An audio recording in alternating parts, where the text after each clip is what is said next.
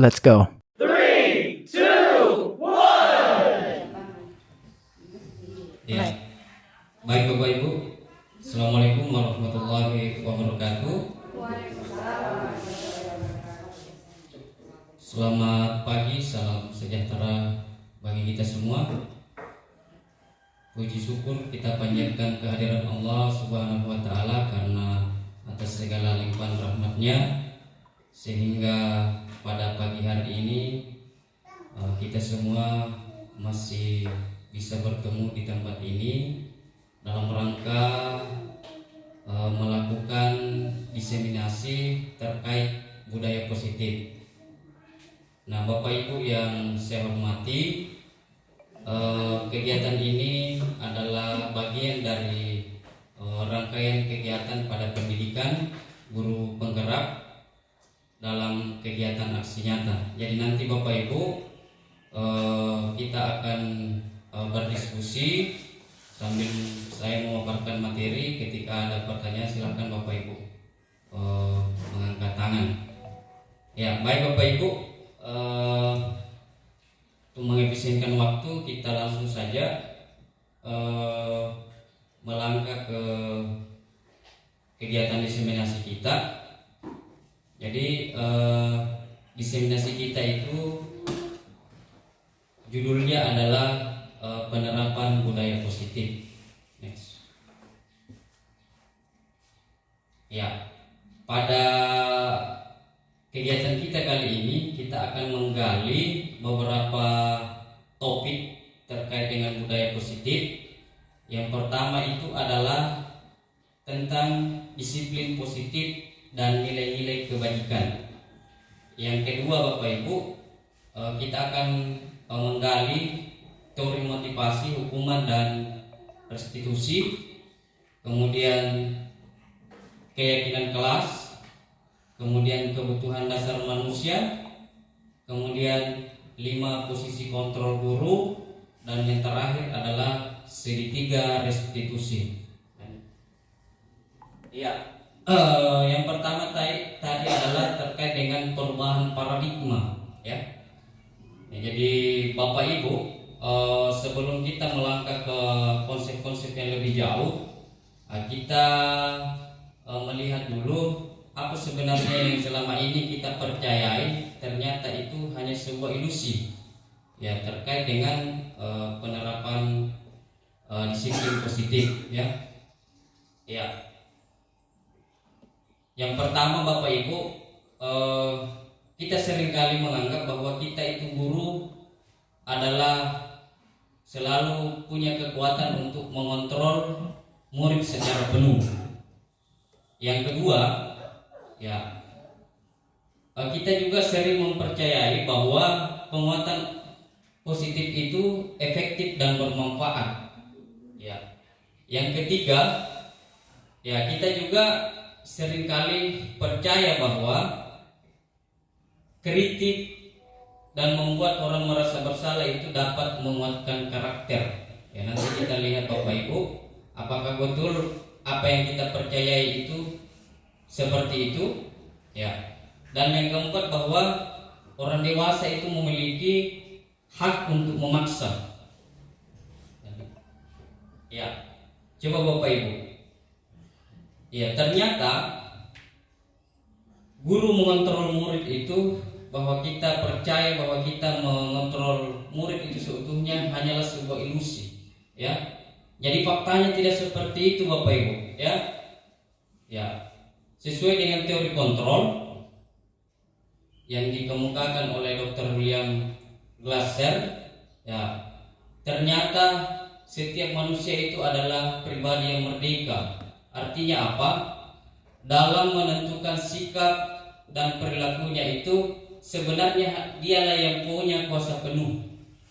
Jadi kita guru itu secara nyata tidak bisa mengontrol siswa secara penuh. Oleh karena itu, mindset kita nantinya perlu dirubah. Yang tadinya kita memandang siswa itu ketika harus disiplin, harus dipaksakan, itu akan berubah kepada konsep disiplin positif. di mana disiplin positif ini Bapak Ibu penekanannya adalah bagaimana membangkitkan motivasi dari dalam siswa itu sendiri, ya, khususnya dalam menumbuhkan perilaku positif dan pembiasaan positif baik di dalam kelas maupun di lingkungan sekolah. Ya, yang kedua, sebuah ilusi juga ketika kita memberikan penguasaan positif dan kita menganggap itu efektif dan bermanfaat. Faktanya Bapak Ibu, ya, lambat laun siswa itu akan menyadari bahwa bujukan yang selama ini kita berikan, yang kita anggap sebagai penguatan positif, lambat laun akan disadari siswa dan bisa jadi siswa itu tidak mau melakukannya. Yaitu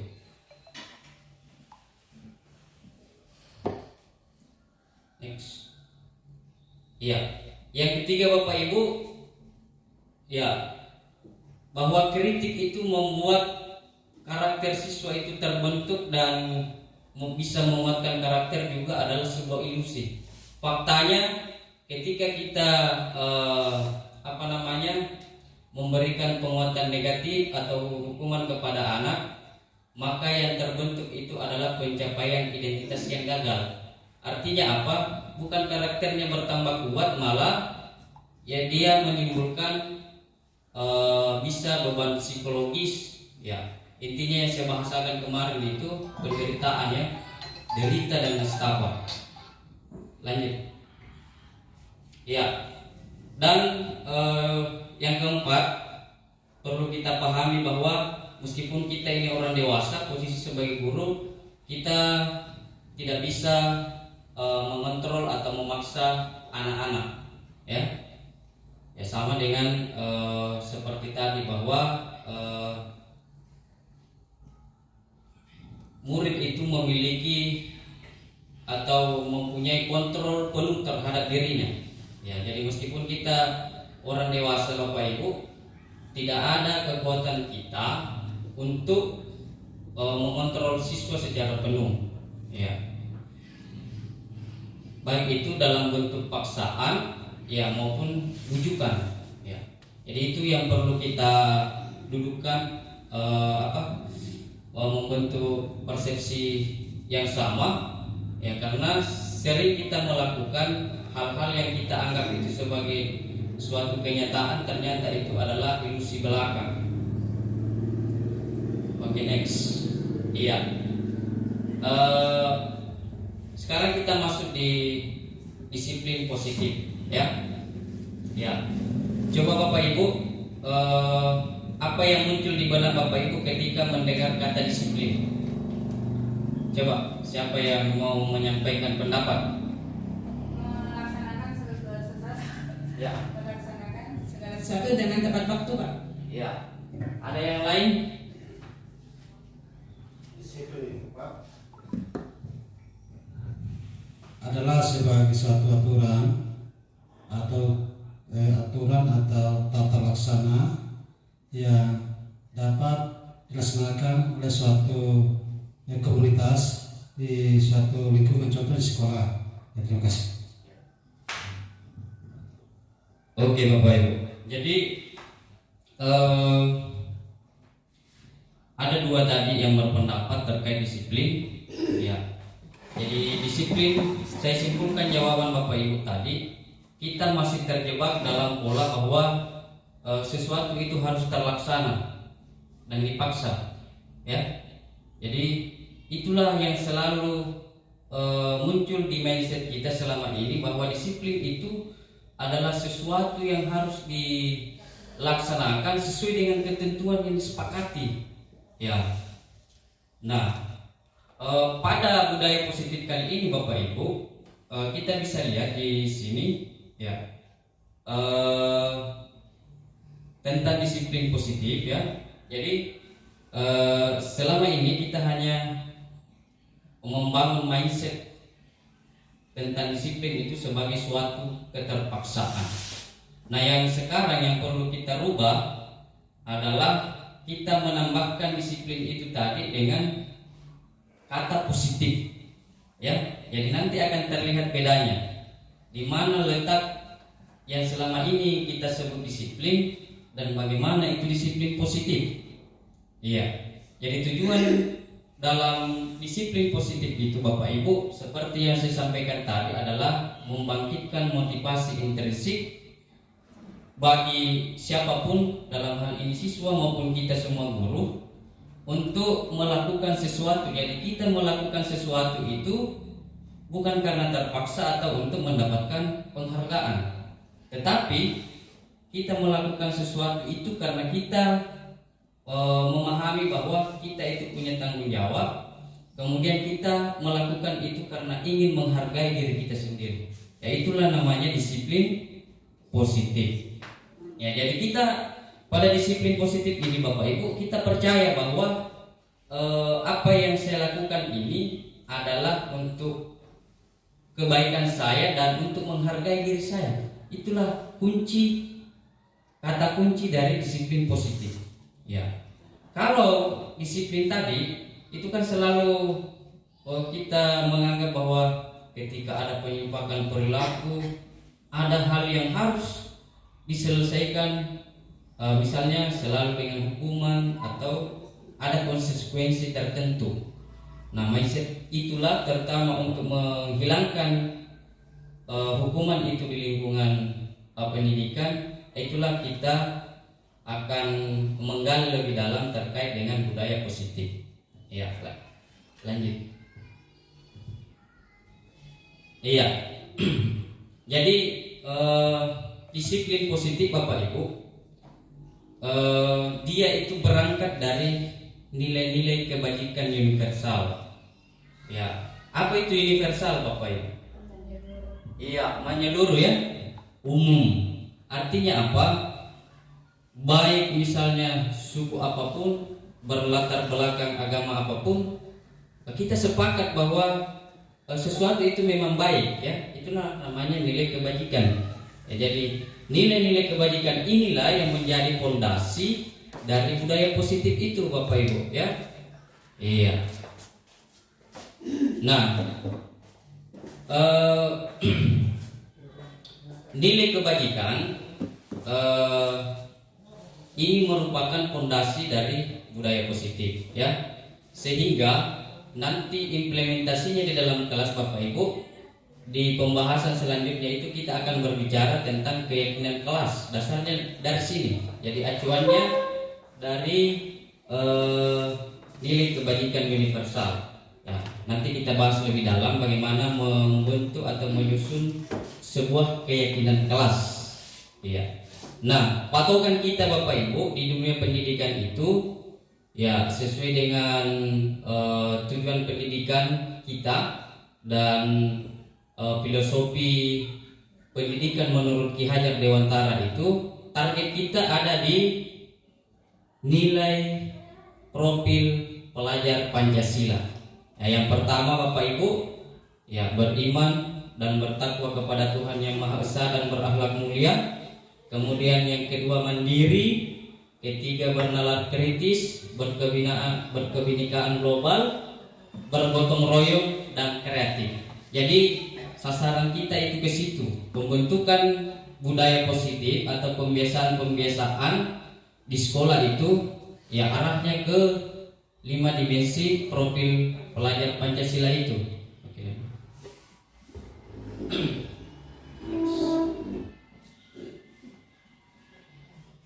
Iya, jadi berkaitan dengan konsep disiplin dan disiplin positif Bapak Ibu, maka kita akan dibawa ke 3 konsep dalam penegakan disiplin ya. Yang pertama yaitu kita akan dibawa ke hukuman, kemudian konsekuensi dan restitusi ya.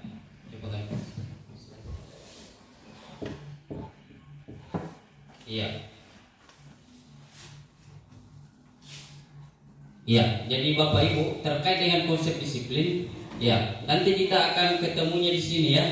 Yang pertama hukuman, kedua disiplin, yang ketiga restitusi. Jadi kita akan melihat nanti apa bedanya. Namun sebelumnya itu Bapak Ibu, kita juga dalam melakukan ini, ya kita harus sadar bahwa kata kuncinya setiap perilaku itu Bapak Ibu, baik itu yang menyimpan atau positif atau sesuai dengan ketentuan, itu punya alasan. Nah, tugas kita sebagai guru, ya ketika misalnya ada penyimpangan perilaku yang dimunculkan oleh siswa, tugas kita itu menggali sebenarnya siswa ini melakukan sesuatu, apa yang mendasari atau apa alasan yang ada di belakangnya itu. Nah, itu tugas kita. Nanti kita akan kupas lebih dalam di restitusi. Jadi restitusi itu ada 3 langkah Bapak Ibu. Ya sebentar kita jelaskan. Nah, terkait dengan alasan tadi, nanti kita akan dipertemukan dengan konsep kebutuhan dasar manusia. Jadi kebutuhan dasar manusia itu paling tidak ada 5 Bapak Ibu yang harus kita penuhi. Ada 5 ya. Ya, nanti kita lihat apa-apa saja itu. Untuk sekarang Bapak Ibu, kita melihat dulu apa perbedaan hukuman, konsekuensi, dan restitusi. Coba Bapak Ibu, siapa yang bisa memberikan pendapat apa itu hukuman? Iya. Coba, ada Bapak Ibu? Iya, ada? Iya, silakan Pak. Ya, hukuman itu Pak adalah suatu tindakan yang dilakukan kepada seorang yang telah melakukan sesuatu yang tidak sesuai dengan hal-hal yang diinginkan oleh yang memberikan hukuman itu. Terima kasih. Iya.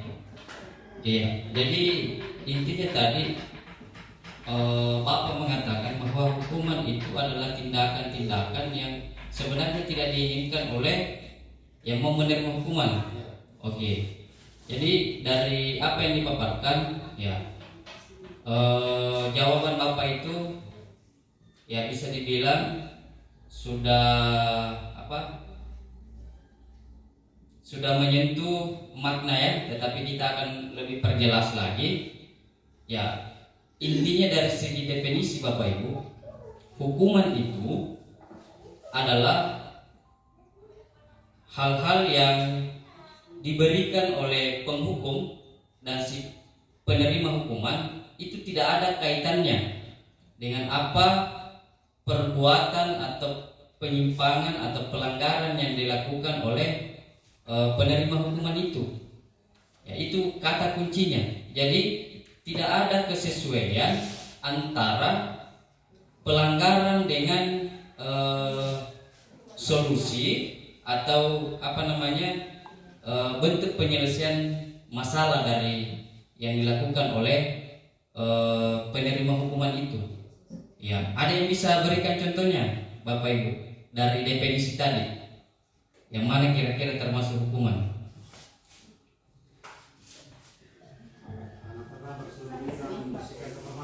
Apa? Ya, anak terlambat disuruh membersihkan kamar mandi. Betul. Ya. Jadi di situ hukuman Bapak Ibu. Kenapa bisa hukuman? Penyimpangan perilakunya anak kan terlambat datang ke sekolah, tiba-tiba diselesaikan dengan membersihkan kamar mandi. Berarti Bapak dan Ibu itu sudah paham ya, yang mana itu hukuman. Nah, pertanyaannya sekarang seperti ini Bapak Ibu. Apakah Bapak Ibu setuju ada hukuman di sekolah? Setuju ada hukuman? Ya, jadi perlu juga dipahami Bapak Ibu, hukuman itu tidak mesti fisik. Ya, Bapak Ibu melakukan pembulian, hukuman juga. Ya, secara lisan. Ya, kamu ini begini ya, itu hukuman juga Bapak Ibu. Jadi jangan kita terjebak di mindset bahwa hukuman itu harus selalu bersentuhan dengan fisik. Ya, segala sesuatu yang menimbulkan derita dan nestapa, baik itu sesuatu tindakan maupun ucapan, itu hukuman. Ya. Ya.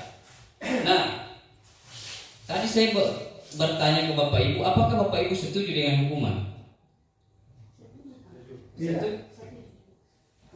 Ya, yang setuju silakan menyampaikan pendapatnya. Karena ada disiplin positifnya. Hukuman yang mengandung nilai positif, misalnya terlambat datang disuruh membersihkan WC, besoknya mungkin agak cepat datang. Begitu. Oke. Satu lagi, Pak Guru. Saya tidak setuju tadi. Iya, Pak Guru tidak setuju. Oke. Jadi target kita Bapak Ibu, ya, target kita memang tidak setuju dengan adanya hukuman. Kenapa?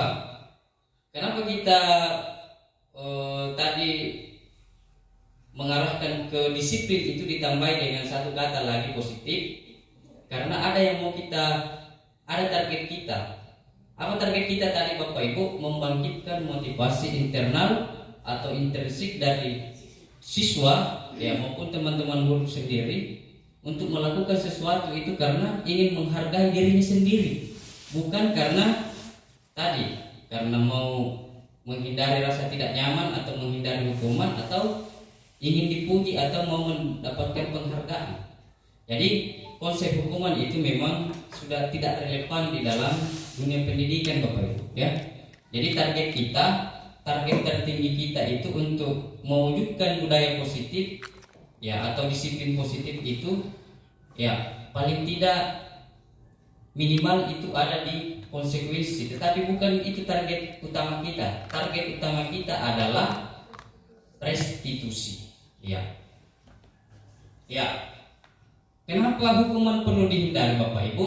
Pertama, murid itu akan menjadi takut. Ya, psikologinya tidak nyaman. Ya. Akhirnya apa? Dia membentuk identitas gagal. Ya, tidak nyaman psikologinya. Ya. Bisa jadi nanti dia malas ke sekolah, bukan yang seperti kita harapkan. Ya. Kenapa? Dia menganggap bahwa sekolah itu sesuatu yang menyakitkan. Ya. Kalau kita mau membangun budaya positif, maka kita harus bisa menanamkan dunia berkualitas pada setiap murid bahwa sekolah itu adalah tempat yang nyaman untuk belajar, tempat yang nyaman untuk bermain. Ya. Kemudian apa bedanya lagi Bapak Ibu? Ya. Hukuman itu biasanya dia tidak direncanakan ya, situasional. Misalnya Bapak Ibu melihat siswa yang melakukan pelanggaran, langsung saja terngiang di benak kita dan siswa itu tidak bisa prediksi apa yang dia akan terima. Contoh tadi kita mengatakan bahwa ada anak yang terlambat, kamu bersihkan WC, atau misalnya kamu keliling dulu 5 putaran. Ya, itu kan tidak ada kesesuaiannya. Ya. Kemudian apalagi Bapak Ibu, anak juga biasa untuk menghindari ketidaknyamanannya atau takut dihukum, dia itu akan muncul pemikiran-pemikirannya atau tindakannya untuk menyembunyikan kesalahan. Ya. Maka identitas yang muncul itu adalah kegagalan. Kenapa? Dari tadinya dia mau berkata jujur, bisa saja berubah menjadi bohong. Karena apa? Dia takut dihukum. Ya. Kemudian dari segi pembuat hukuman, ya anak itu tidak dilibatkan, langsung gurunya sendiri. Ya. Ya, seperti yang kita sampaikan tadi. Nah, selanjutnya kita ke tingkat yang lebih tinggi, satu tingkat di atasnya hukuman. Ya, konsekuensi ini Bapak Ibu, dia berangkat dari teori stimulus respon. Jadi teori stimulus respon itu mengatakan bahwa respon seseorang itu tergantung dari stimulus yang diberikan. Ya, contoh misalnya, kalau stimulus respon ini mengatakan begini ya, kalau misalnya seseorang itu mau munculkan perilaku rajinnya, maka kasih dia penghargaan. Ya, jadi stimul respon begitu. Jadi intinya stimul respon itu Bapak Ibu, bahwa perilaku yang dimunculkan itu tergantung stimulus atau rangsangan yang diberikan. Ya, itu stimulus respon. Nah, stimulus respon atau konsekuensi ini Bapak Ibu nanti akan bersentuhan dengan 5 posisi kontrol guru, terutama posisi tingkat keempat yaitu sebagai pemantau. Ya, nah selama ini Bapak Ibu kan tidak bisa, atau definisi antara hukuman, konsekuensi itu sama saja. Kita menganggap sama ya, padahal beda. Ya, di mana perbedaannya kita lihat. Kalau konsekuensi Bapak Ibu, ya salah satu contoh yang paling atau yang menjadi batasan yang membedakan benang merahnya antara hukuman dengan konsekuensi, yaitu kalau konsekuensi Bapak Ibu, dia masih ada pelibatan murid dan guru dalam menyusun sebuah kesepakatan. Jadi konsekuensi itu sebenarnya terencana dia Bapak Ibu. Ya, aturan atau kesepakatan dibentuk itu ada keterlibatan siswa dengan guru. Itu namanya konsekuensi. Kemudian benang merah yang kedua Bapak Ibu, ada, karena kita berdasarkan kesepakatan, maka ada relevansi atau kesesuaian antara penyimpangan perilaku dengan tindakan yang diberikan. Contoh misalnya, Bapak Ibu, ada anak-anak yang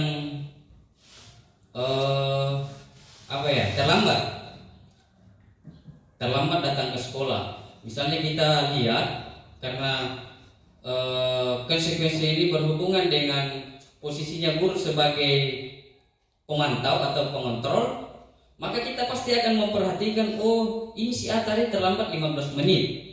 Nah, kaitannya dengan itu, siapa yang bisa kira-kira yang memberikan contoh konsekuensi yang relevan dengan keterlambatan itu tadi? Siapa Bapak? Silakan. Ya, istirahatnya bisa ditunda 15 menit sebagai ganti dari keterlambatannya tersebut. Oke. Ya, jadi betul apa yang disampaikan oleh Ibu Guru tadi, Ibu Hasmira, bahwa salah satu konsekuensi yang bisa diterima anak ini, dan itu sebenarnya sudah disepakati dalam kesepakatan kelas atau aturan, bahwa ketika terlambat maka akan diganti waktu terlambatnya itu. Misalnya waktu istirahatnya dimundurkan 15 menit. Jadi apa? Anak itu kehilangan haknya 15 menit untuk istirahat sebagai konsekuensi dari keterlambatannya selama 15 menit. Ya, sudah ada sisi terang Bapak Ibu ya? Yang mana, di mana area hukuman, di mana area konsekuensi. Iya. Nah, apakah konsekuensi ini sudah membentuk identitas sukses? Belum atau tidak? Iya, kalau kita berbicara penegakan disiplin, konsekuensi ini sudah membentuk identitas sukses. Akan tetapi perlu Bapak Ibu ingat bahwa konsekuensi itu masih menyisakan apa? Jadi membuat siswa itu tidak nyaman dalam jangka waktu sesaat. Ya, kenapa? Karena dia masih dipengaruhi oleh motivasi eksternal. Ya, misalnya siswa tidak mau terlambat. Kenapa? Ketika ditanya, karena dia tidak mau diambil haknya untuk keluar main. Ya, jam keluar mainnya diambil.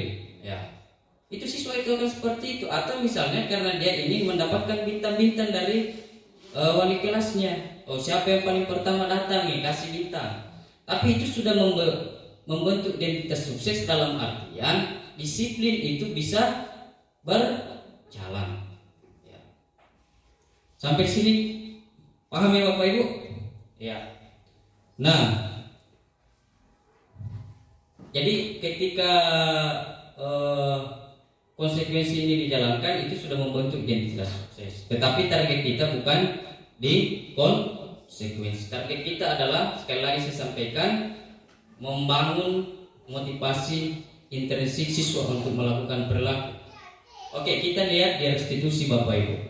Ya, konsep restitusi itu, ya, dia bertujuan untuk membuat siswa itu bertanggung jawab atas masalah yang dia timbulkan, ya. Jadi restitusi mengajarkan anak belajar dari kesalahan. Dan restitusi pondasinya itu di keyakinan kelas.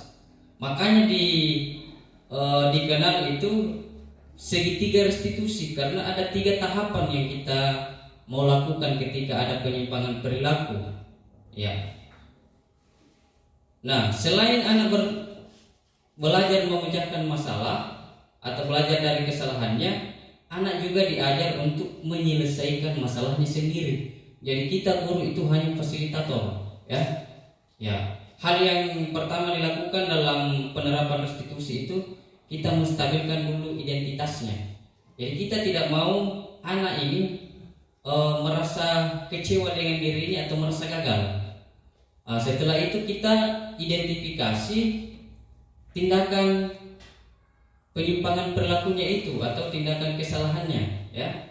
Ya. Dan kita kembali ke yang saya sampaikan tadi, bahwa setiap penyimpangan perilaku itu pasti ada alasan. Itulah tadi langkah kedua, memvalidasi kebutuhan atau tindakan yang salah. Nah, untuk membawa anak itu menghargai apa yang diyakini dan mendorong untuk melakukan perilaku itu dari dalam, maka kita kembali menanyakan apa yang kita yakini, kembali ke keyakinan kelas. Ya, seperti itu. Jadi nanti kita bahas lebih dalam terkait itu. Untuk hal pertama, kita bisa dulu membedakan mana area hukuman, mana konsekuensi, dan mana restitusi. Jadi restitusi dia Bapak Ibu, anak sendiri nanti yang menyusun keyakinan kelas di kelas berdasarkan nilai-nilai kebajikan. Itu salah satu bedanya. Kalau konsekuensi tadi disusun dan disepakati oleh murid dan guru. Kemudian rumusannya kalau konsekuensi itu, ya, bisa jadi dia menggunakan kalimat negatif. Contoh misalnya, dilarang datang terlambat, ya, dilarang, ya, ada kata dilarangnya. Sementara keyakinan kelas nanti, semua keyakinan kelas itu Bapak Ibu dirumuskan ke dalam kalimat positif, ya. Contoh, ya, menghargai sesama peserta didik dan guru dalam kelas, itu contoh rumusan keyakinan kelas, ya. Jadi konsekuensi dan restitusi itu targetnya sama Bapak Ibu, ya. Ya, dia mempunyai nilai-nilai kebajikan yang mau dituju, ya. Tetapi keyakinan kelas ini bentuknya dia lebih abstrak, ya. Beda dengan peraturan kelas atau kesepakatan kelas, itu dia lebih lebih konkret, ya. Dan rumusannya juga, kalau peraturan itu bervariasi menggunakan kalimat negatif, bisa juga positif. Kalau keyakinan kelas semuanya dirumuskan dalam kalimat positif. Oke, lanjut Bang. Iya, coba Bapak Ibu untuk merefleksi kembali konsep pemahaman Bapak Ibu terkait dengan hukuman atau konsekuensi. Ya, kita kasih contoh kasus. Ya, coba Bapak Ibu, lari mengelilingi lapangan 2 kali karena terlambat hadir di sekolah. Apakah itu konsekuensi atau hukuman? Iya, hukuman. Oke Bapak Ibu, sudah jelas ya. Murid diminta untuk push up 15 kali karena tidak menggunakan masker ke sekolah. Hukuman. Kenapa hukuman Bapak Ibu? Iya, karena ada ketidaksesuaian antara pelanggaran atau penyimpangan perilaku dengan, ya, bentuk hukumannya. Lanjut. Menggantikan kertas tugas teman yang telah dicoret-coret. Hukuman atau konsekuensi? Konsekuensi. Kenapa konsekuensi, Bu? Karena menggantikan Ya. karena sesuai dengan menggantikan kertas tugas itu sesuai dengan coret mencoret. Iya, betul. Ya, Ya, jadi apa yang Bapak Ibu sampaikan itu betul ya. Kenapa ada relevansi dengan pelanggaran atau tindakan penyimpangan perilaku yang dilakukan dengan solusi yang diberikan. Oke, lanjut Bapak Ibu. Berdiri di depan kelas sambil mengangkat kaki satu karena tidak bisa menjawab pertanyaan. Iya, hukuman. Kata kuncinya tidak ada kesesuaian. Oke, lari mengelilingi lapangan basket 2 kali karena terlambat 10 menit untuk pelajaran PJOK. Saya tanya guru PJOK. Hukuman atau konsekuensi Pak? Iya, lari mengelilingi lapangan 2 kali karena terlambat 10 menit untuk mata pelajaran PJOK. Kayaknya kalau saya lihat konsekuensi. Ya, alasannya Pak? Alasannya apa?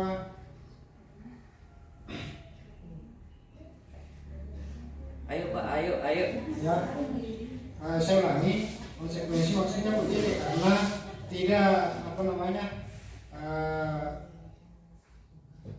ada hubungan antara yang pemberi hukuman dan penerima hukuman. Ya, jadi ada yang lain. Pak Wimpi, hukuman atau konsekuensi Pak? Sebelum saya memberikan penguatan. Ya, saya mau. Kalau saya lihat Pak, ini hukuman karena olahraga itu kan banyak macam. Maksudnya terlambat apa dia? Kan pertanyaan juga tidak memfokuskan apakah ke basket atau ke bola kaki. Hanya dikatakan olahraga. Apa terlambat dia masuk kelas? Gurunya terlambat atau siswa itu jadi maksudnya hukuman. Terima kasih. Ya, coba yang menganggap konsekuensi selain Pak Kepsek, Pak guru olahraga tadi. Siapa yang setuju dengan konsekuensi? Coba angkat tangannya, saya mau hitung. 1, 2, 3. Berarti yang lain hukuman. Silakan. Kalau menurut saya Pak, bisa termasuk hukuman, bisa termasuk konsekuensi. Dia termasuk hukuman apabila seumpama materi pelajarannya tentang yang turun ke depan, seumpama senam atau apa, terus dia disuruh lari, kan mungkin tidak ada hubungannya, kecuali kalau seumpama pas memang lari estafet baru dia hukumannya disuruh lari, itu masuk konsekuensi. Begitu. Jadi tergantung materinya kalau saya. Gitu ya. Ya. Ya, jadi bagus Bapak Ibu. Saya kira semua pendapat Bapak Ibu itu disertai alasan, ya. Coba kita bedah satu-satu. Pertama tadi yang menganggap itu hukuman karena katanya tidak ada kesesuaiannya. Intinya begitu Pak ya. Ya. Dan tidak juga dijabarkan secara jelas apa konteks dari kegiatannya. Tapi itu tidak menggugurkan bahwa dia harus ada di area hukuman Pak. Ya. Kemudian tadi ada juga yang aliran moderasi ya. Ada di tengah-tengah, bisa jadi dia hukuman, bisa juga konsekuensi. Ya, dengan beberapa alasan yang dikemukakan. Ya, kalau saya sepakat dengan guru olahraga ya, bahwa ini adalah konsekuensi. Kenapa? Ada hubungan. Jadi PJOK itu karena dia namanya saja olahraga Bapak Ibu. Jadi setiap materinya di lapangan itu pasti dia membutuhkan pemanasan dulu toh. Nah itu bisa. Makanya dia dikatakan masih dalam area konsekuensi. Ya, jadi dia kalau dia terlambat, ya tentu temannya yang tadi sudah melakukan pemanasan. Ya, makanya dia diarahkan untuk melakukan pemanasan. Beda kasusnya kalau guru kelas terlambat disuruh keliling, tidak ada kesesuaian. Kenapa? Ya, dia kan yang bukan raganya yang mau diolah, tapi lebih ke pikirnya. Ya, seperti itu. Pikir dengan olahraga, olah rasa. Ya. Oke ya? Oke, lanjut. Jadi sudah jelas ya di mana area hukuman, mana konsekuensi. Ya. Jadi ini kita ke alasan seseorang itu melakukan perilaku. Secara teori itu Bapak Ibu ada 3 seperti yang saya sampaikan tadi. Pertama, yang bersesuaian dengan hukuman, kita melakukan sesuatu itu karena mau menghindari ketidaknyamanan atau hukuman. Berarti dia ada pada area hukuman. Apakah kalau seperti itu kita terpaksa atau tidak? Terpaksa ya? Jadi kita melakukan sesuatu itu sebenarnya karena terpaksa. Kenapa kita terpaksa? Kita tidak mau menderita, tidak mau merasa tidak nyaman. Makanya kita melakukan sesuatu itu karena itu dorongannya kita tidak mau mendapatkan ketidaknyamanan. Contoh, kenapa saya harus hadir di sekolah jam 7? Ya, ketika dia berada karena dorongannya itu dari luar, karena tidak mau menerima hukuman, maka alasannya itu. Nah, beda lagi ketika misalnya, kenapa kamu cepat datang ke sekolah paling awal? Saya mau dapat bintang-bintang dari Pak Guru atau dapat hadiah. Berarti motivasinya juga masih dari luar, tetapi ya dia sudah ke penguatan positif ya sebenarnya karena mau mendapatkan penghargaan. Ya, tapi itu masih bersifat eksternal. Jadi alasan kedua Bapak Ibu, orang melakukan sesuatu itu karena apa? Ingin mendapatkan penghargaan atau reward. Nah, mana yang ketiga yang kita harap ini muncul dari perilaku kita dan perilaku siswa adalah yang ketiga, ingin menghargai diri sendiri. Iya, karena ya cocok apa yang disampaikan Bapak bahwa kita percaya akan nilai. Ya, nilai kalau kita mau mendefinisikan nilai itu adalah sesuatu berharga. Ya. Jadi ketika kita berada di area nilai, maka tidak ada sesuatu yang menarik di luar itu. Itulah nilai, ya. Apakah itu dalam bentuk hadiah seperti apapun, seseorang yang meyakini akan nilai, dia akan mempatenkan dirinya bahwa dia melakukan perilaku itu karena dorongan dari dalam. Ya, saya mau tes ini ibu guru agama. Ya, ya. Kalau kita kaitkan ke dalam konteks agama, sama seperti ini sebenarnya konsepnya. Ketika tidak ada surga dan neraka, masihkah ibu menyembah Tuhan? Kaitannya ini. Ya, ini pertanyaan filosofi. Masih? Iya. Kenapa kita masih menyembah Tuhan? Kalau tidak ada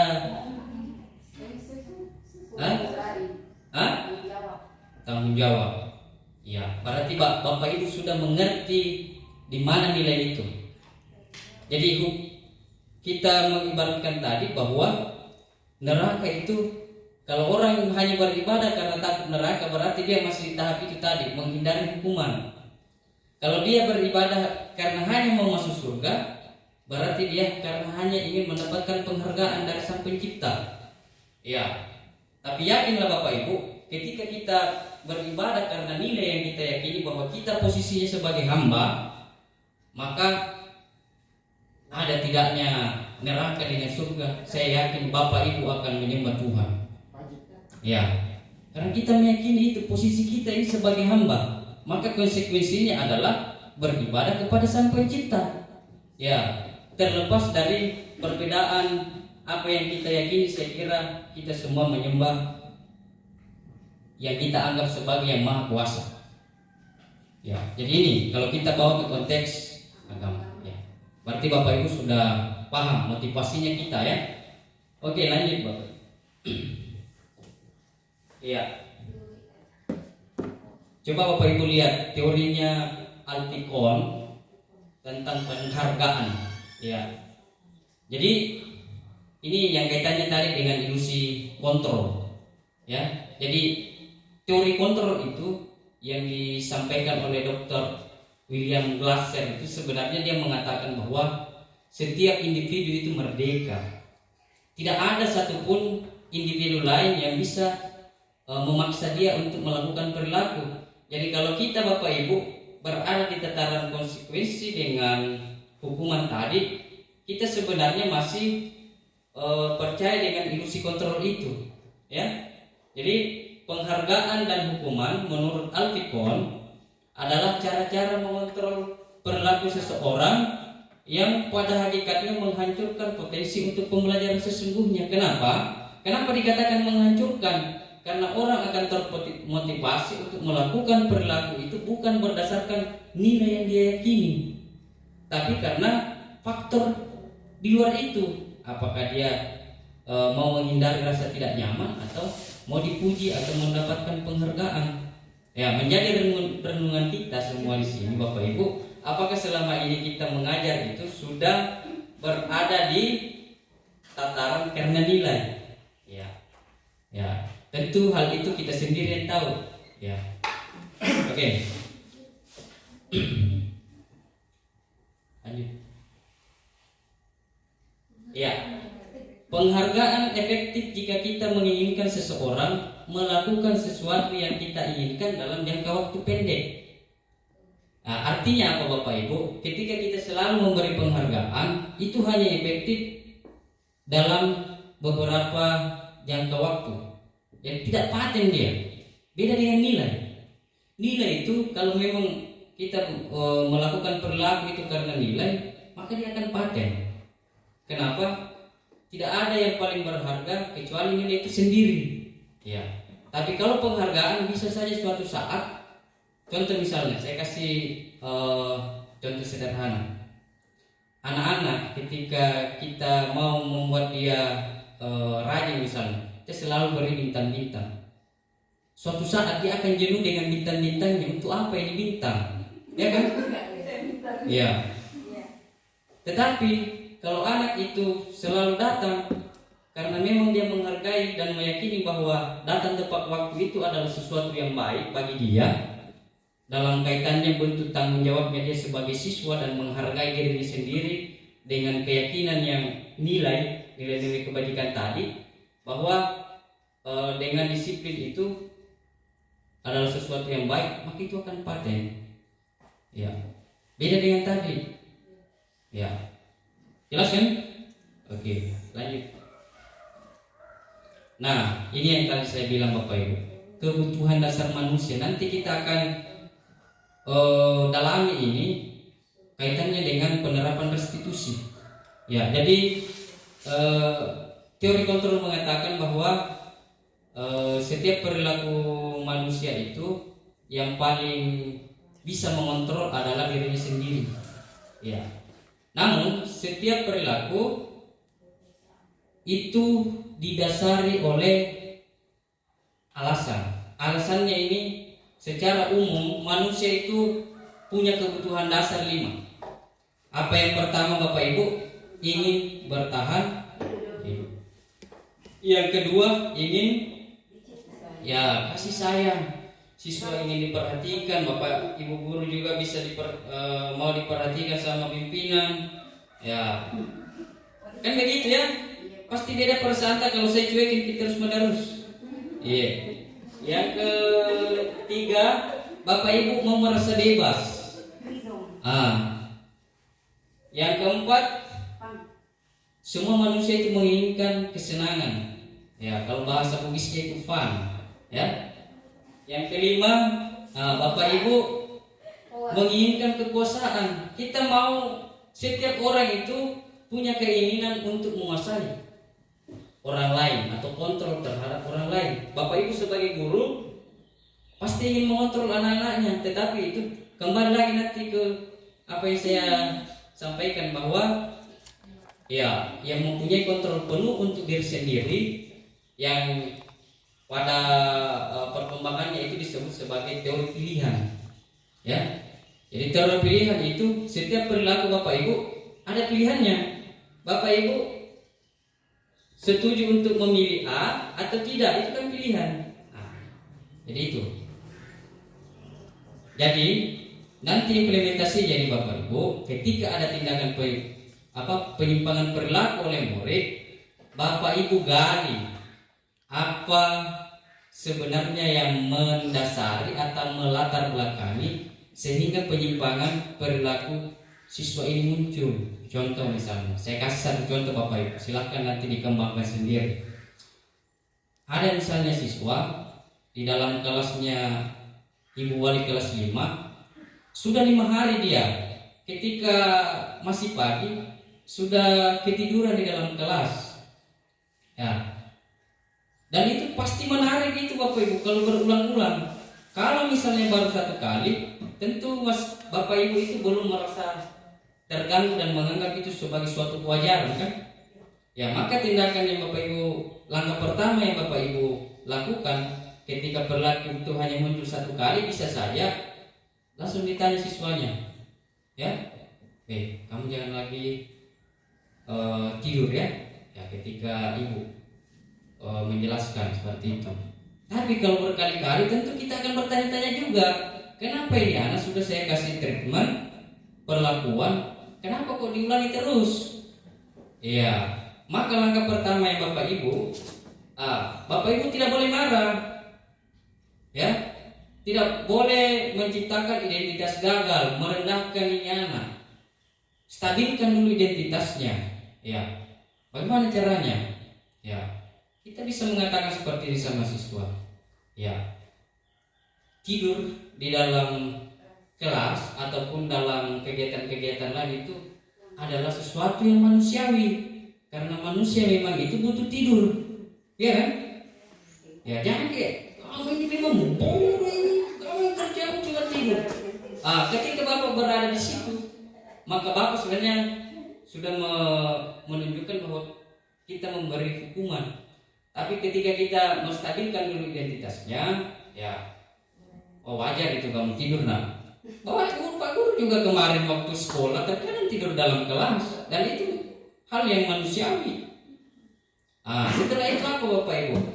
Kita gali, karena kapan kita tidak stabilkan dulu identitasnya, maka yang timbul seperti tadi. Kalau hukuman, maka siswa ini ketika kita tanya akan berbohong, takut dia. Tapi kalau kita stabilkan dulu, sekarang saya tanya, kenapa kamu selalu ketiduran ketika di dalam kelas? Ya, karena kita sudah stabilkan identitasnya di awal, maka anak ini pasti akan terdorong untuk jujur menyampaikan apa sebenarnya yang dia alami. Misalnya, saya selalu begadang, Bu, karena saya membantu orang tua untuk buat jajanan misalnya. Berarti apa Bapak Ibu kalau begitu? Ada alasannya kan? Nah, ketika Bapak Ibu memposisikan sebagai penghukum, Bapak Ibu tidak mau tahu. Yang jelas kamu tertidur. Ya. Bedanya itu ketika kita berposisi sebagai penghukum dan manajer. Ya, kalau manajer itu adalah restitusi Bapak Ibu. Kalau penghukum itu yang menarik itu tindakannya anak-anak yang kita jadikan fokus perhatian. Ya, jadi tadi kasus yang tidur, yang menarik itu adalah tidurnya anak-anak yang kita fokuskan. Tetapi kalau kita sebagai manajer dalam rangka penerapan restitusi, maka hal yang menjadi menarik Bapak Ibu, kenapa ini anak bisa tidur? Ya, alasannya kenapa dia begitu? Itu yang mau kita selesaikan. Ya, kalau misalnya tadi hanya kita fokus ke tidurnya, tidak selesai permasalahan Bapak Ibu. Tetapi kalau kita fokus penyebab permasalahannya, maka selesai persoalan. Nah, dari segitiga restitusi ditanyakan itu, kenapa kamu berulang kali tidur dalam kelas? Setelah itu ditanyakan, menurut kamu kira-kira perilakumu yang selalu tidur dalam kelas itu sesuai enggak dengan keyakinan kelas yang sudah kita sepakati? Atau apakah kamu tidur dalam kelas itu sesuatu yang menurut kamu baik atau tidak? Bisa kita tanyakan seperti itu. Dan tentu kalau identitas siswa tadi sudah dikondisikan, distabilkan, dia akan menjawab dengan jujur Bapak Ibu. Pasti dia akan menjawab, tidak Pak, tidak baik, harusnya saya tidak tidur. Ya, setelah itu kita arahkan dia menyelesaikan masalahnya. Kira-kira apa yang bisa kamu lakukan supaya tidak tidur lagi dalam kelas? Nah, pertanyaannya sekarang, tidak semua siswa bisa menguraikan pendapatnya kan? Nah, Tentu siswa ada yang bisa mengatakan saya tidak akan begadang lagi, ya seperti itu. Atau misalnya saya akan membantu ibu saya sampai jam 10 saja, ya. Ketika misalnya tidak ada respon dari anak, baru kita masuk sebagai fasilitator, jembatani dia, hubungkan dengan fokus latar belakang masalahnya dengan solusi yang bisa menyelesaikannya, ya. Jadi begitu.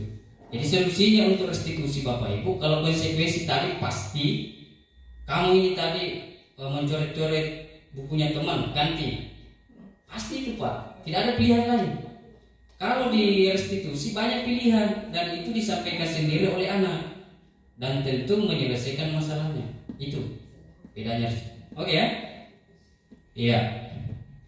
Jadi bisa saja Bapak Ibu tindakan itu dari kebutuhan dasar itu bisa saja banyak kebutuhan dasar yang melatar belakangi, bisa saja satu.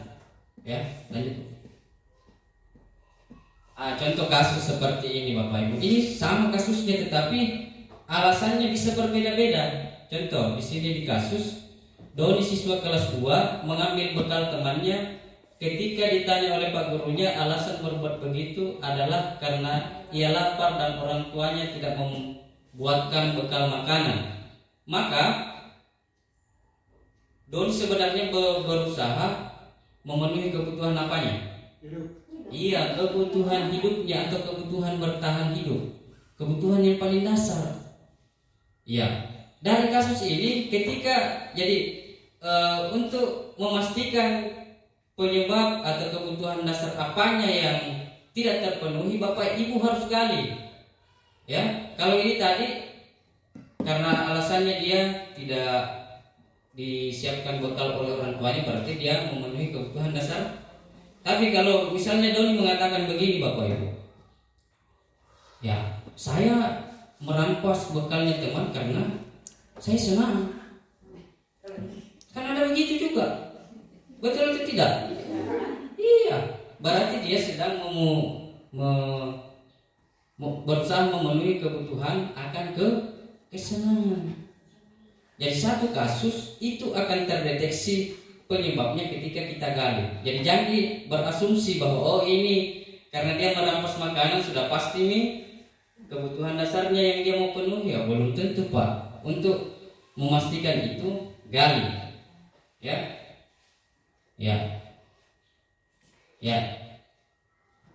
Lanjut. Ya contoh, misalnya ketika Doni menjawab bahwa dia bosan dengan bekal yang selalu dibuatkan orang tuanya karena itu terus, berarti dia sedang berusaha memenuhi kebutuhan dasarnya, ya akan kebebasan. Ya, lanjut. Saya kira sudah jelas itu. Jadi untuk memastikan itu Bapak Ibu gali ya, tidak boleh kita mengandalkan asumsi. Ya karena asumsi itu bisa menunjukkan data yang tidak valid. Oke Bapak Ibu, sekarang saya tanya, untuk memastikan pemahaman Bapak Ibu terkait dengan kebutuhan dasar tadi. Ada kasus Bu guru, saya bosan belajar yang begini terus, mau yang lain Bu guru. Kira-kira anak ini mau memenuhi kebutuhan apanya? Kesenangan? Iya. Pak guru tidak perhatikan jepit rambut saya hari ini, padahal ini baru saya beli. Apa kira-kira Bapak Ibu? Dia mau mendapat perhatian dan kasih sayang, betul? Oke. Bu guru larang saya menyanyi dalam kelas, padahal seru kalau saya menyanyi, tidak bosan belajar. Kebutuhan dasar mana yang ingin dia penuhi Bapak Ibu? Kesenangan. Kebebasan. Ya. Awas Andi kalau tidak kerjakan PR saya. Dia mau menguasai orang lain, dia mau mengontrol. Sama juga Son. Awas ke Bu guru, tidak selesai kinerjamu.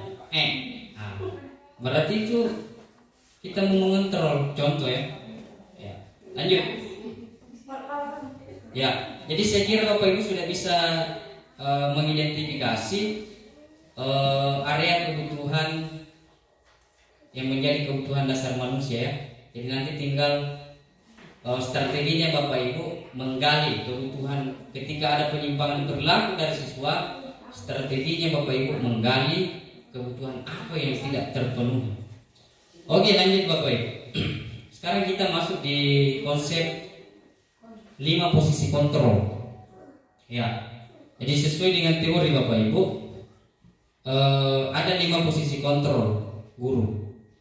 Yang pertama sebagai penghukum, kedua pembuat rasa bersalah, ketiga teman atau sahabat, keempat pemantau atau pemonitor, yang kelima manajer. Target kita di mana Bapak Ibu?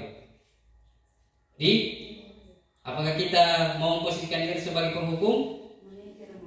Iya, target kita ada di posisi sebagai manajer. Iya. Ingat Bapak Ibu, penghukum dan pembuat rasa bersalah itu membentuk identitas gagal. Iya. Yang kita punya target itu di manajer, tetapi Bapak Ibu sekali-sekali boleh menurunkan posisinya ke posisi teman dan posisi pemantau. Ya. Kalau memang dianggap nanti saya dekati dulu anak ini sebagai teman dulu baru dia mau berubah, silahkan turunkan posisinya Bapak Ibu. Jadi tidak paten juga ya. Ya. Tapi yang perlu dihindari dan tidak ada tawar-menawar ini dua. Jangan kita berposisi sebagai pemberi hukuman atau penghukum dan pembuat rasa bersalah. Nah, coba kita lihat apa ciri-cirinya.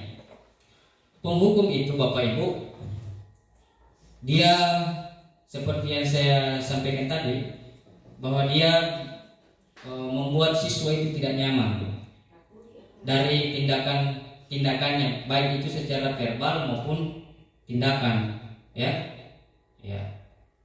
Kemudian kalau penghukum itu contoh seperti ini, ada kasus anak misalnya tidak mampu menjawab pertanyaan yang diberikan. Oh, memang kamu bodoh. Berapa kali saya kasih pertanyaan, tidak pernah menjawab dengan benar. Langsung dimarah-marah, dikasih hukuman. Baik, kamu berdiri di depan kelas. Penghukum itu, ya. Atau bahkan disebut-sebut sampai dengan neneknya. Ya, misalnya ada guru senior pernah juga ajar bapaknya atau neneknya, dia sampai terlontar kata-kata, memang kamu sama dengan bapakmu dulu, sama-sama bodoh. Itu tidak boleh Bapak Ibu. Ya, kenapa? Ketika kita melakukan itu, kita sebenarnya mempraktikkan 3 dosa besar pendidikan yang salah satunya dilarang untuk melakukan perundungan. Perundungan itu bisa bersifat fisik, bisa bersifat lisan. Dan kejadiannya itu Bapak Ibu bukan hanya di sekolah atau di rumah. Bapak Ibu sendiri sadar atau tidak sadar bisa jadi sebagai pelaku perundungan. Ya, jadi dihindari itu Bapak Ibu. Ya. Selanjutnya, bagaimana kalau membuat orang merasa bersalah? Ini ciri khasnya dia Bapak Ibu. Ciri khas pembuat merasa bersalah itu dia nadanya ya lembut dia. Tetapi dia menyerang psikologinya anak, menjatuhkan mental anak. Iya, itu kalau pembuat rasa bersalah.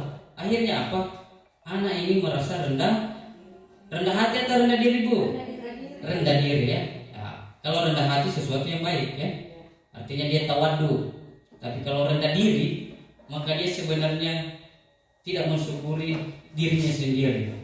Karena alasannya Bapak tadi, ya dia akan merasa bersalah. Contoh misalnya ada yang tidak menyelesaikan tugasnya, kamu tidak malu nanti kalau orang tua tahu ternyata nilaimu seperti ini, ya lembut tapi yang menghancurkan psikologinya anak. Ini yang perlu kita hindari juga Bapak Ibu. Ya, Karena banyak kasus anak-anak karena diserang secara psikologi karena dia tidak mampu mengelola dirinya, maka pelariannya banyak.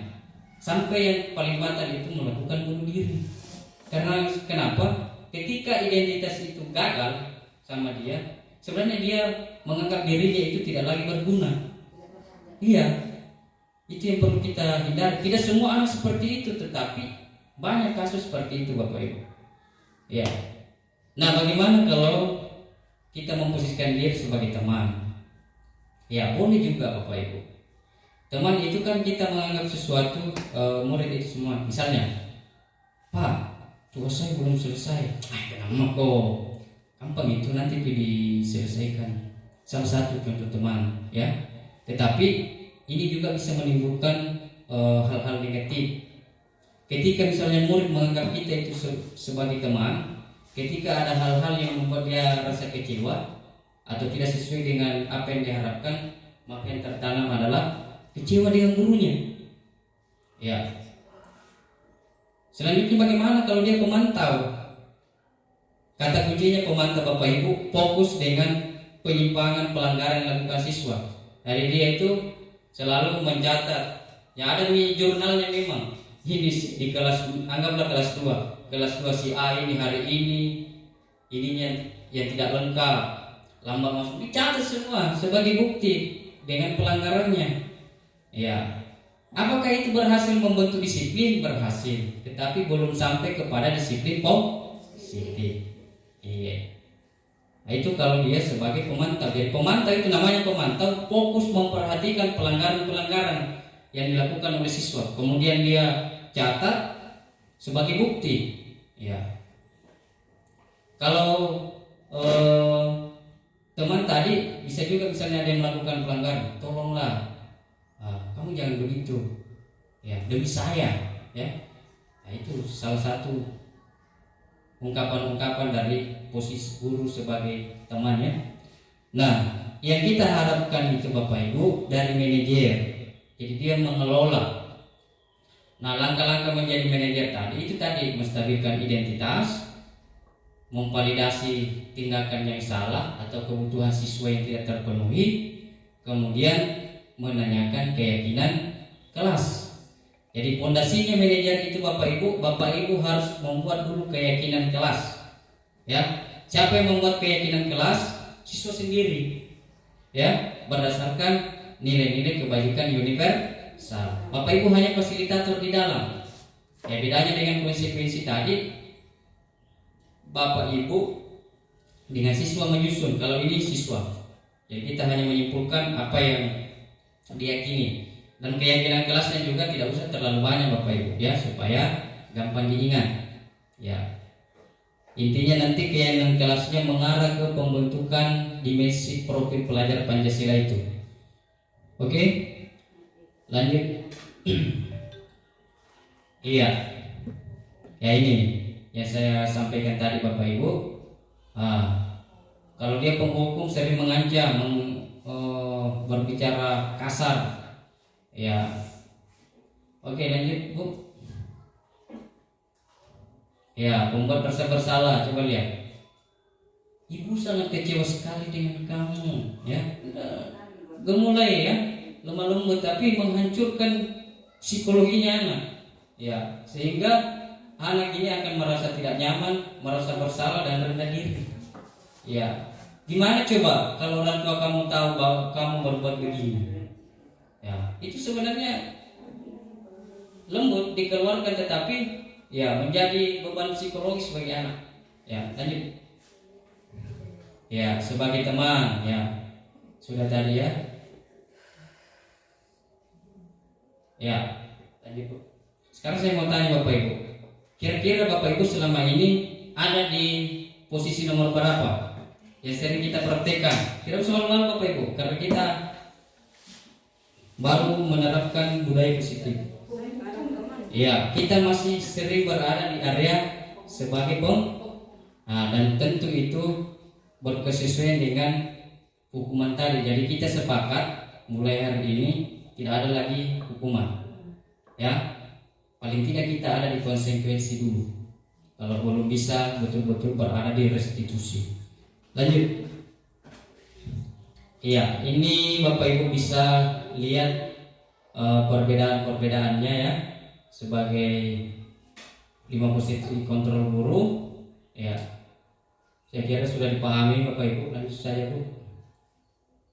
Ini tadi yang saya katakan, bagaimana cara membuat keyakinan kelas, karena ini fondasi dari segitiga restitusi atau restitusi. Jadi keyakinan kelas itu Bapak Ibu, dia berupa pernyataan yang universal, umum, ya, berdasarkan apa? Nilai-nilai kebajikan yang berlaku secara universal. Contoh yang berlaku secara universal, ketika misalnya target kita mencapai mengarah ke saling menghargai, apakah ada pertentangan di setiap orang bahwa semua itu perlu dihargai? Ketika kita bertanya bersama orang Jawa misalnya, apakah perlu kita saling menghargai? Ya pasti dia sepakat iya. Ditanya orang Bugis, iya. Ditanya orang Aceh, iya. Berarti itu salah satu contoh nilai kebajikan universal. Jadi bisa ini dirumuskan dalam keyakinan kelas. Misalnya guru dan murid saling menghargai, ya bisa. Ya itu kalau keyakinan kelas. Jadi keyakinan kelas itu cirinya Bapak Ibu selalu dirumuskan menggunakan kalimat positif. Kalau dia kesepakatan atau peraturan kelas, bisa jadi rumusannya tidak positif. Contoh, dilarang mengganggu temannya ketika belajar. Itu ada kata dilarang. Ini persoalan mindset sebenarnya Bapak Ibu. Memandang sesuatu itu positif dan negatif. Kalau dilarang itu, maka kita akan di benak kita itu akan muncul sesuatu keterpaksaan, ya kan? Atau sesuatu yang tidak menyenangkan karena dilarang. Nah, beda kalau misalnya saling menghargai, ya itu kan positif ya. Kemudian apa lagi Bapak Ibu? Keyakinan kelas juga jangan terlalu banyak ya. Ya. Kemudian semua warga kelas berkontribusi dan berkolaborasi ya dalam pembuatan keyakinan itu. Ya, lalu dibuat kesepakatan. Dan ingat, keyakinan kelas itu Bapak Ibu, ketika ada perilaku yang menyimpang dari keyakinan yang sudah ditetapkan, keyakinan kelas itu bisa ditinjau dan solusinya dia tidak paten. Artinya apa? Solusinya itu bisa beraneka solusi. Beda dengan konsekuensi tadi, paten dia. Kamu ingin terlambat, harus memenuhi waktu keterlambatannya.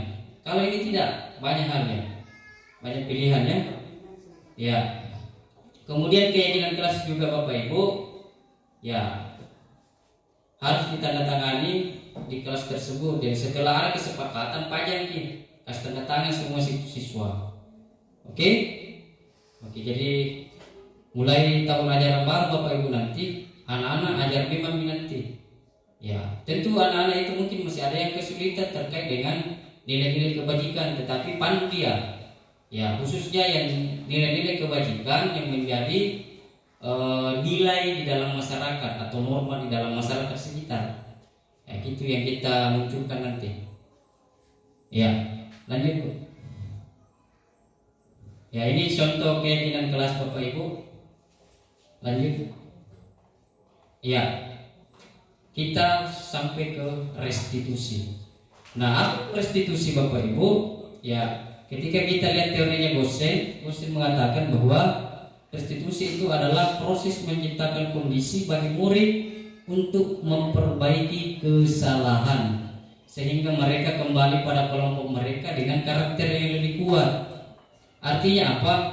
Anak ini ketika melakukan perilaku menyimpang dengan menerapkan restitusi, maka anak itu karena ada tadi menstabilkan identitas, maka dia bisa diterima kembali di kelompoknya. Nah, dan dia tidak merasa terbebani secara psikologis, ya itu intinya. Lanjut. Nah, yang perlu Bapak Ibu pahami ciri-ciri restitusi. Ya, pertama Bapak Ibu harus punya mindset bahwa restitusi itu bukan untuk menebus kesalahan, namun untuk belajar dari kesalahan. Jadi restitusi tujuannya adalah memperbaiki kesalahan, ya. Kemudian untuk memperbaiki hubungan. Ya. Yang ketiga, restitusi itu tawaran. Jadi dia karena dia tawaran berarti banyak alternatifnya. Bukan paksaan. Ya. Kemudian restitusi itu menuntun untuk melihat ke dalam diri terkait dengan nilai apa yang diyakini. Ya. Selanjutnya ini yang saya katakan tadi bahwa restitusi itu Bapak Ibu harus bisa menggali kebutuhan dasarnya anak-anak ketika melakukan penyimpangan perilaku. Kebutuhan dasar mananya yang tidak terpenuhi, itulah restitusi. Kemudian restitusi itu Bapak Ibu fokus pada solusi. Jadi dia fokusnya itu berangkat dari akar permasalahan, bukan jenis masalahnya. Beda ya. Contoh tadi kasus tidur. Kalau kita berposisi sebagai penghukum, kita tertarik itu karena tidurnya saja. Kamu jangan tidur. Ini semalam saya bilang tetap saya tidur. Tapi kalau dia restitusi, kita akan menelusuri kenapa ini anak selalu tidur. Itu. Ya. Lanjut. Ya, ini yang saya bilang tadi Bapak Ibu, ada 3. Yang pertama itu menstabilkan identitas. Ya, alasan yang pertama yang harus kita sampaikan di situ bahwa setiap orang pasti pernah melakukan kesalahan. Ya, di dalam ajaran agama pun begitu kan? Iya. Kemudian kalimat-kalimatnya bisa juga kita mengatakan begini. Kamu bukan satu-satunya yang pernah melakukan ini. Ya. Kemudian ketika di langkah kedua, ya, kamu tentunya pula punya alasan mengapa melakukan itu untuk menggali kebutuhan dasar mana yang tidak terpenuhi, ya. Ya. Kemudian adakah cara yang lebih efektif untuk mendapatkan apa yang kamu butuhkan? Jadi setelah digali, kita ajak ini anak untuk menunjukkan bahwa memang betul dia berusaha memenuhi kebutuhan dasarnya, tetapi semua orang juga punya kebutuhan dasar yang sama. Artinya apa? Ketika itu diwujudkan dalam bentuk pelanggaran atau penyimpangan perilaku, maka sesungguhnya dia melanggar atau mengganggu kebutuhan dasar dari yang lain. Makanya disuruh dia berpikir, kira-kira misalnya tadi untuk memenuhi kesenangannya selalu ganggu temannya, kita bisa misalnya mungkin kamu bisa memenuhi itu dengan bermain, ya, di waktu istirahat, ya, kan seperti itu, ya. Langkah ketiga, menanyakan keyakinan yang diyakini, ya, keyakinan kelas. Makanya saya bilang tadi fondasinya ini ada di keyakinan kelas. Oke Bapak Ibu, ya, apa ciri-cirinya di situ? Misalnya kamu ini ingin menjadi orang yang seperti apa? Ya, apa nilai-nilai yang kita yakini? Ya, bersama itu. Lanjut. Ya. Ini tadi Bapak Ibu, ya, contoh kalimat pemantiknya ketika kita menerapkan restitusi. Ya, bisa dilihat di slide Bapak Ibu. Ya. Seperti yang saya sampaikan tadi, ya. Lanjut Bu. Iya. Ya, jadi itulah pemaparan dari budaya positif, ya, terkait dengan topik-topik inti dari bagaimana menumbuhkan budaya positif. Jadi budaya positif itu Bapak Ibu adalah nilai-nilai kebajikan yang diterapkan di sekolah, pembiasaan-pembiasaan yang kita lakukan di sekolah, ya, itulah nilai-nilai kebajikan universal. Jadi budaya positif berlandaskan nilai kebajikan universal. Nah, harapannya kita kita bisa menerapkan restitusi dan berada pada posisi manajer. Sekali-sekali boleh kita turunkan menjadi posisi teman dan pemantau. Tapi target utama kita adalah bisa menerapkan restitusi dan posisi sebagai manajer. Ya, dengan beberapa alasan dari apa yang kita sudah paparkan. Baik Bapak Ibu, ada pertanyaan sampai di sini? Atau sudah jelas? Jelas ya? Iya. Jadi kalau sudah tidak ada pertanyaan Bapak Ibu, ya saya ucapkan banyak terima kasih atas perhatian Bapak dan Ibu. Mudah-mudahan kita bisa menerapkan ini dalam budaya positif di sekolah. Sekali lagi saya ucapkan terima kasih atas perhatian dan partisipasinya. Mohon maaf apabila ada hal-hal yang tidak sesuai dengan keinginan Bapak Ibu, dan saya akhiri dengan ucapan wabillahi taufiq wal hidayah. Wassalamualaikum warahmatullahi wabarakatuh.